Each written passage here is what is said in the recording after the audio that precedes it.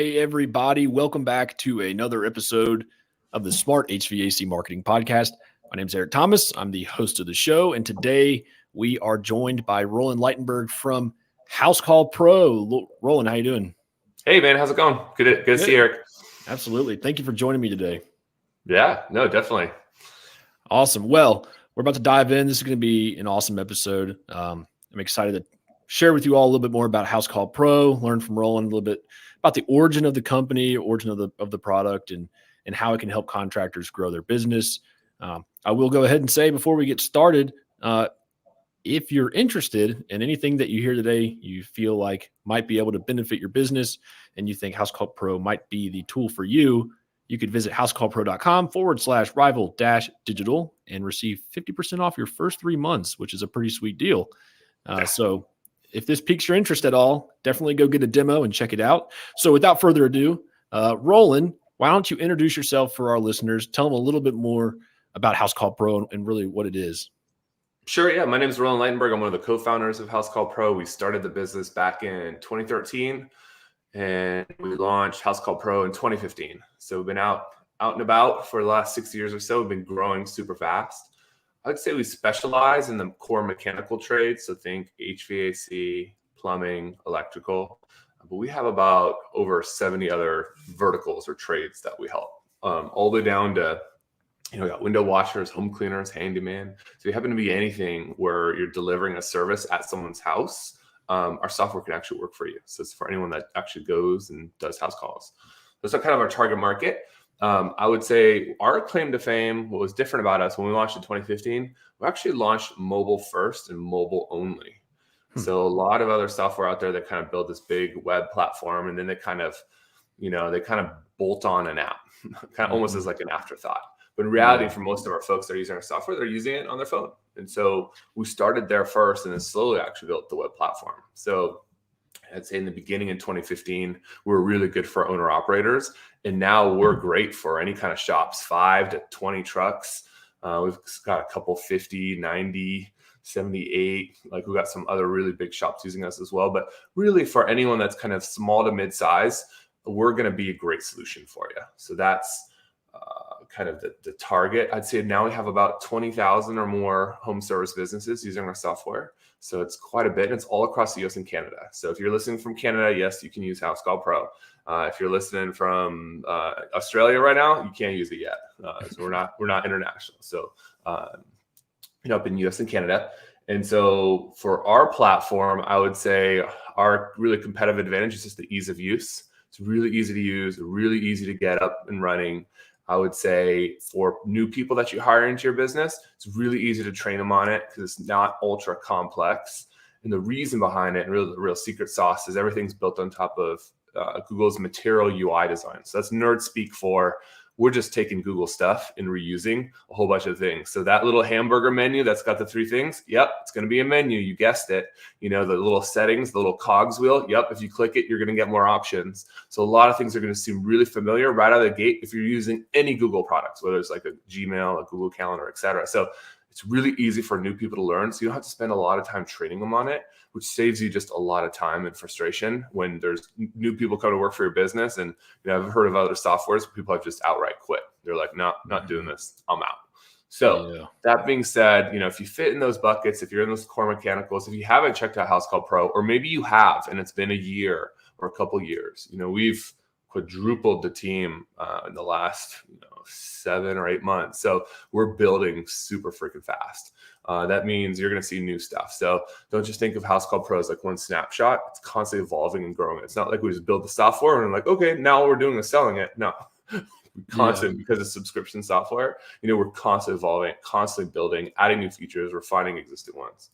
That's kind of a brief overview for you. Wow, that's awesome. There's a lot to dig into here. Especially what really resonated with me was the mobile first application for the original Housecall Pro, and really for like the cornerstone basis of the product.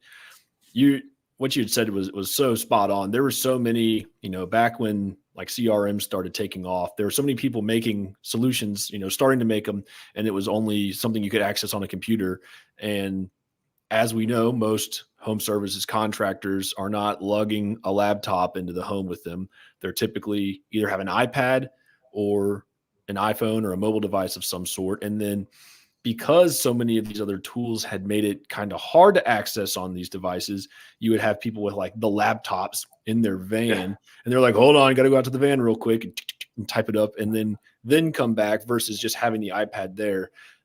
So how has that mobile first, I guess, ideology or basis helped you all differentiate yourselves in the long term?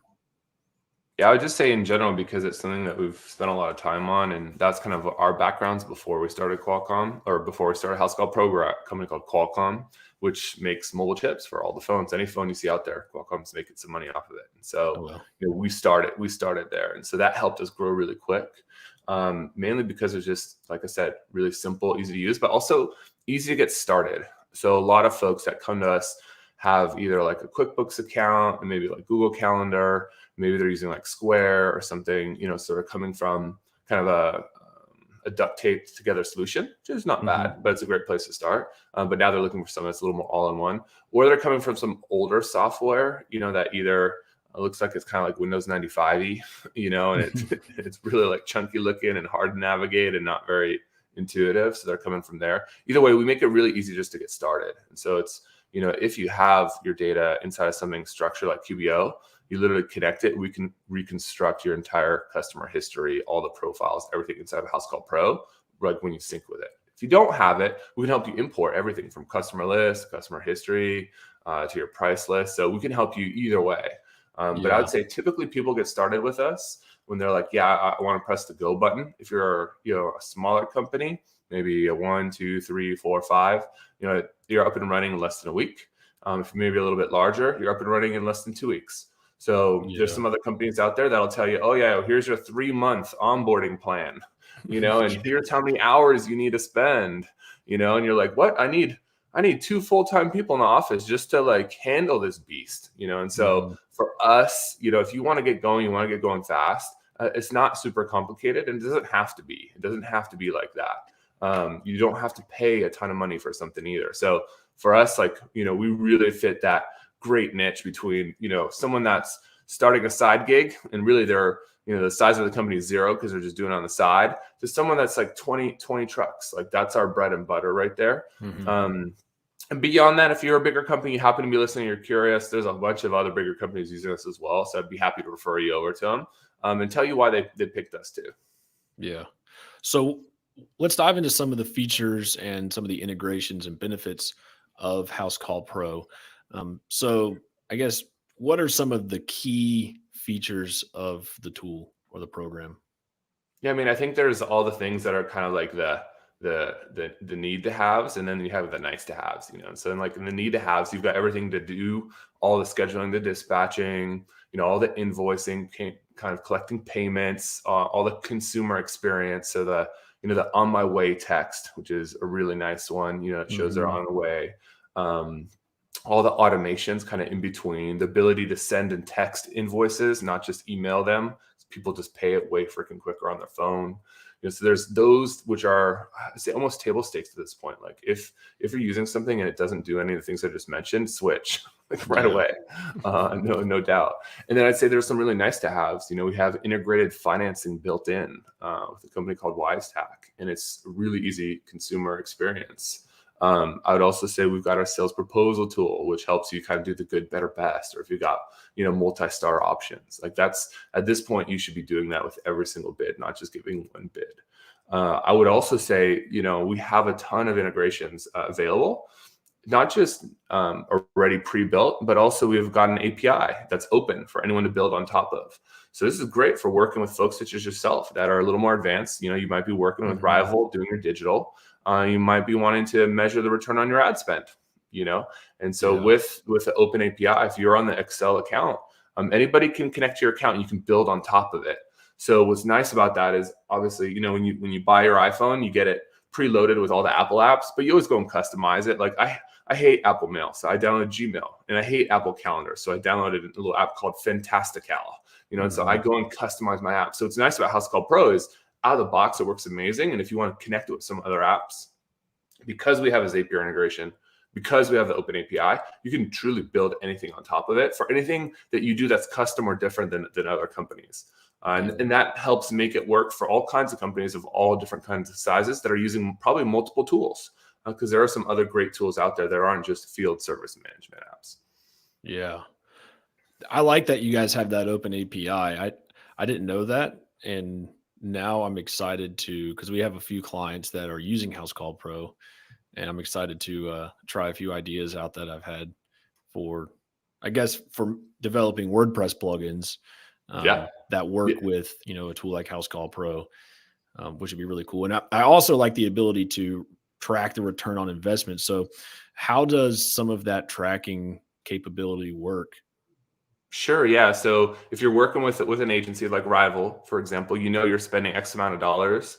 And when things are created, they're created as a lead, right? Maybe in a lead form, something like that. You can use that to create a job inside of Housecall Pro with that lead that's unassigned, unscheduled, but you can tag it automatically with some sort of verbiage. So for example, Facebook ad campaign 01, Facebook ad campaign 02, or Google local service 1, Google. So you can tag those programmatically, and then how much you spend on those ad campaigns for whatever period of time. And then you can actually measure the dollars at the end of the day. So you're not just saying, oh, how many book calls has Rival gotten me? No, you can actually dive down. You can go, look, what are the dollars across these 12 ad campaigns where we spent $10,000? What dollar value did they return to me? Because guess what? The fact of the matter is, when you're doing advertising, you're probably doing tune-up specials. You're probably doing some sort of inspection special. You're doing some sort of smaller committed hook to get your foot in the door, so that once you get the foot in the door, you can go sell a new replacement, if you need to. And that's where the real money comes in. And if you're just measuring that first piece, you're going to be like, oh, this advertising is not working. It's not worth it, right? Because you're paying a lot of money for the advertising. You're only getting $69 tune-ups. But if you measure the entire impact of what that is, which might be a turnover into a replacement, or might just be a straight up upsell into something else, or higher repair or demand tickets, you can actually measure the dollars that you've gained in total, not just, the first little job that got your foot in the door. And if you're not doing that, you're probably not attributing enough of your budget to marketing, because you're probably thinking it's not working as effective as some of your other channels. So that's just something you need to keep track of, especially, if you're spending any kind of ad dollars on any of the demand or performance, digital marketing kind of stuff that Rival might be doing with you. Yeah.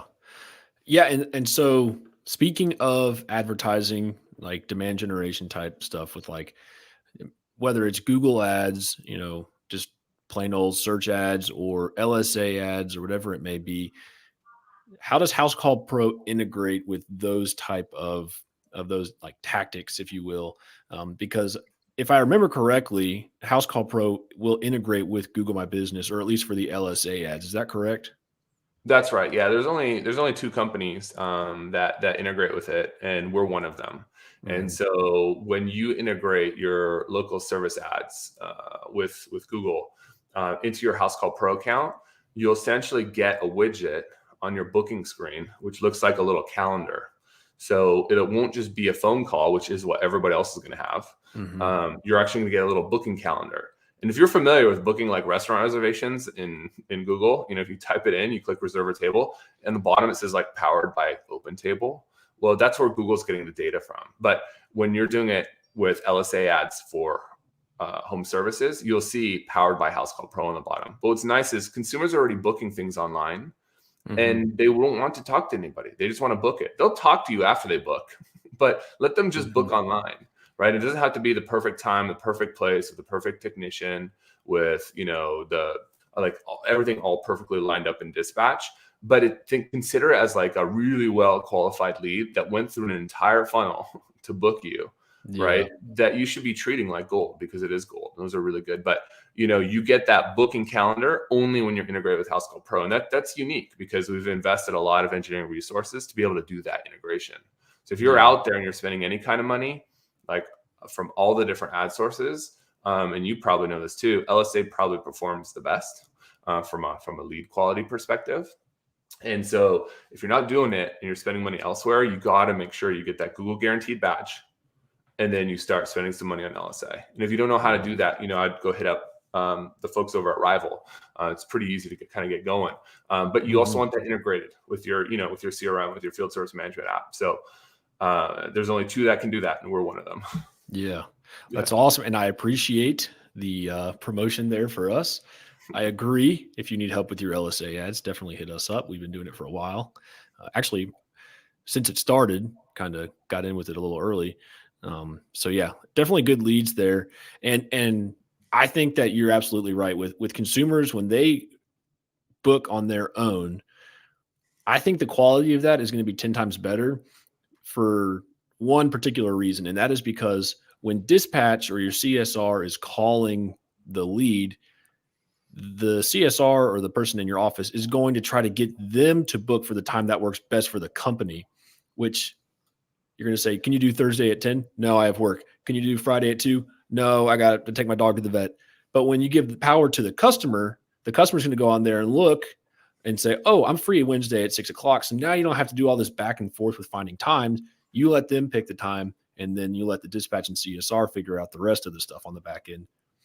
That's right. Yeah. And a lot of people are nervous about giving up the control. But in reality, that first meeting most likely is just going to be someone heading out to do a diagnosis or start a sales call. And so, you should be able to free those up because they are super high intent.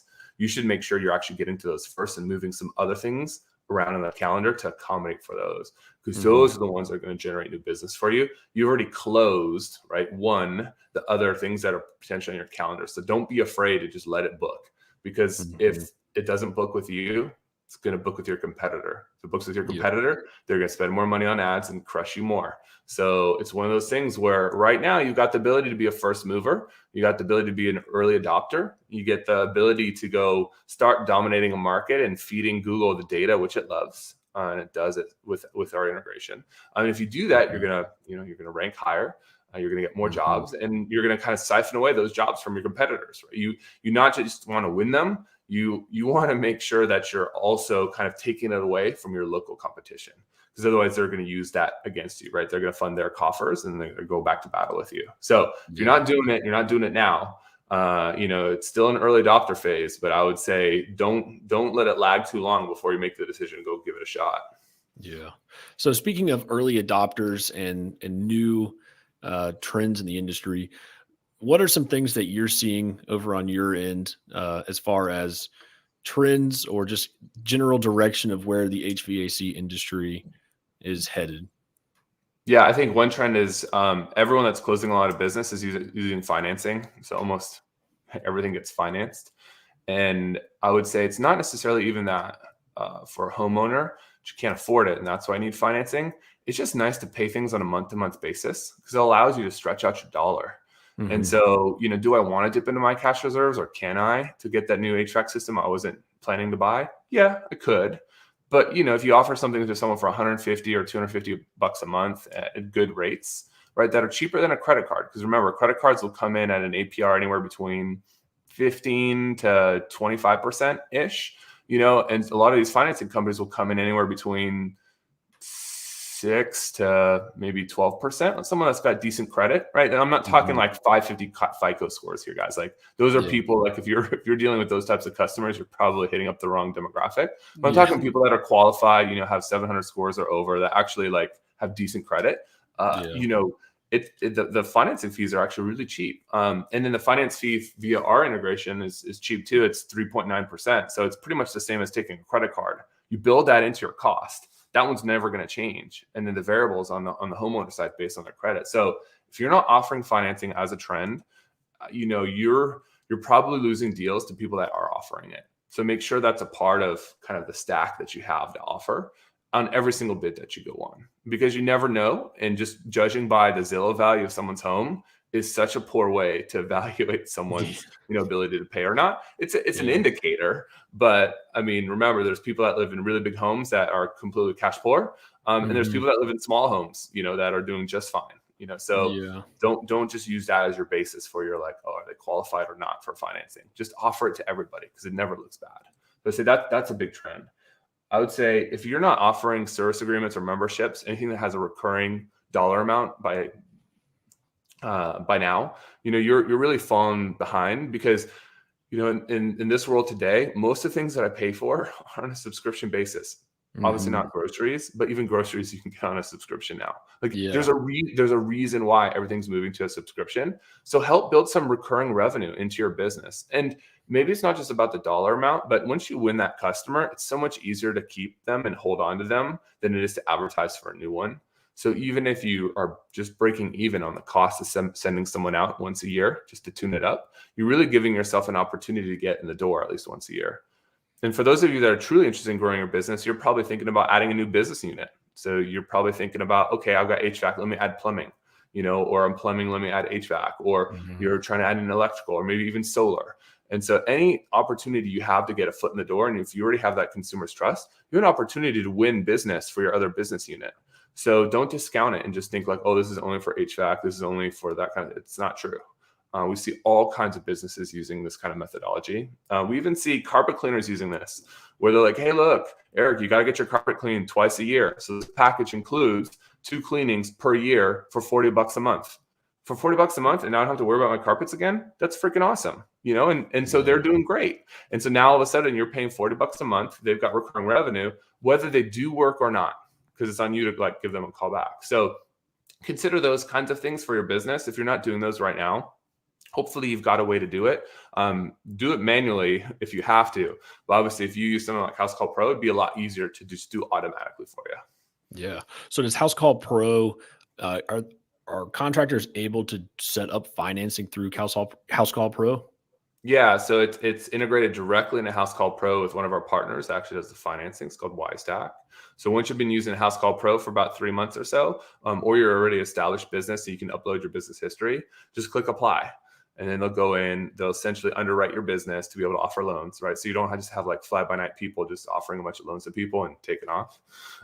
So you can do that straight through Housecall Pro. And then same with the service agreements. Inside of Housecall Pro, you can just set it up. The customer puts a credit card on file. It'll just auto bill them every single month for you until it fails. If it fails, it retries.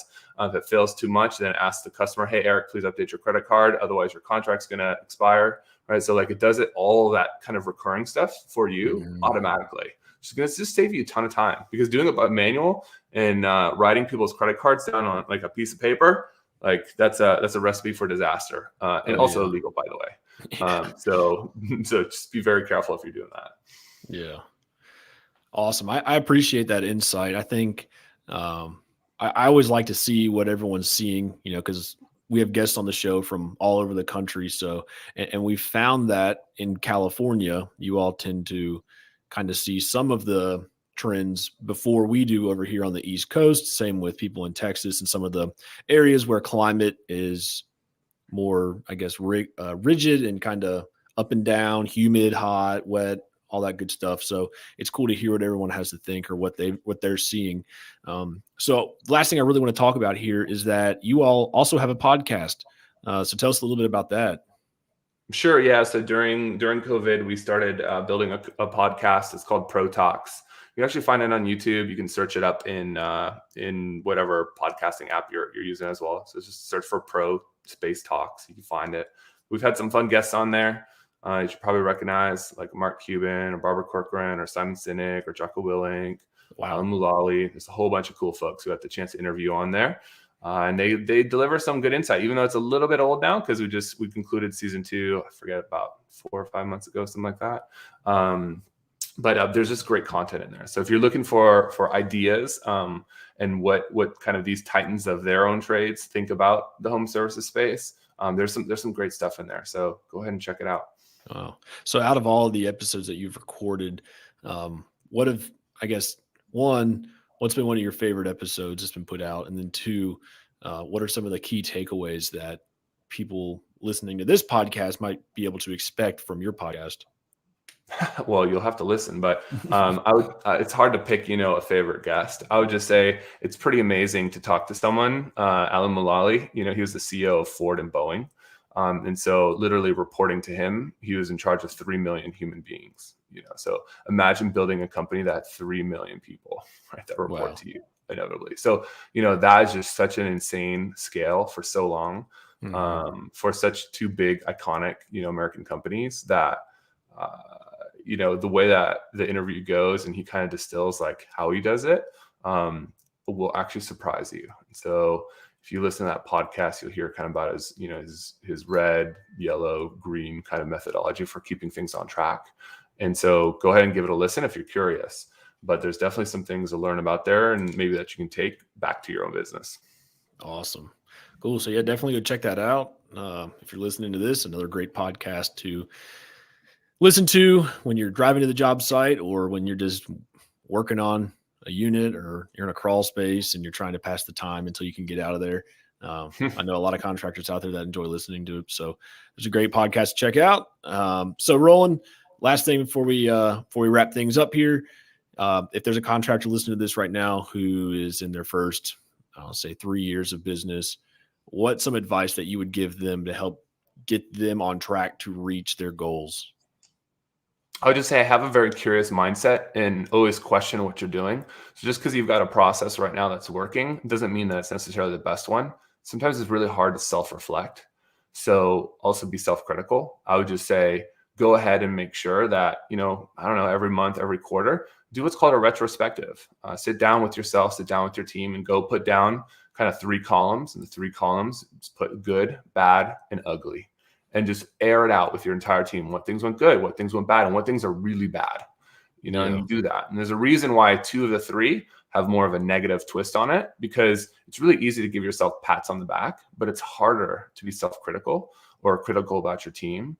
Once you do this kind of exercise, go have beers with the crew. Take them out, beers and pizza. Just go hang out with them.